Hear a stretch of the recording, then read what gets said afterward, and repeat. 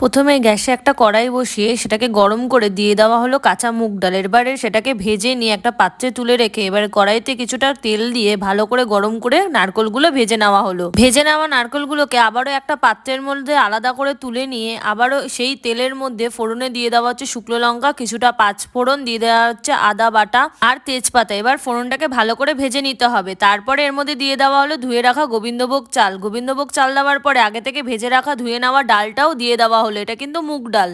এই সময়ে চালটাকে আর ডালটাকে আর ফোড়নটাকে একসঙ্গে ভালো করে মিক্স করে নিতে হবে। ভালো করে মিক্স হয়ে গেলে এর মধ্যে দিয়ে দিতে হবে ধনে আর জিরে একসাথে গুঁড়ো করা, তার মধ্যে দিতে হবে পরিমাণ মতো হলুদ, দিয়ে এবারে আবারও মিক্স করে নিচ্ছে আমরা চাল আর ডালটাকে। পরিমাণ মতো লবণ দিয়ে এবারে পুরো মিশ্রণটাকে আমরা ভালো করে নাড়িয়ে চাড়িয়ে নিয়ে পুরো পোলাওয়ের মতো ঝরঝরে করে নিলাম। তারপরে দিয়ে দিলাম গরম করে রাখা জল। জলটা দেওয়া হয়ে গেলে একটু নাড়িয়ে চাড়িয়ে নিয়ে তার মধ্যে দিয়ে দিতে হবে ভেজে রাখা নারকোলগুলো। যেহেতু আমাদের কড়াইটা ছোট হয়ে গেছে তার জন্য আমরা একটা হাঁড়ির মধ্যে পুরোটাকে ট্রান্সফার করে দিই। ফুটন্ত অবস্থায় এর মধ্যে অল্প একটু পরিমাণে চিনি দিয়ে এবার ভালো করে খিচুড়িটাকে নাড়িয়ে চাড়িয়ে নিলাম। এইবারে এর মধ্যে দিয়ে দিলাম কিছুটা পরিমাণে চেরা কাঁচা লঙ্কা আর দিয়ে দিলাম ভেজে রাখা মশলা।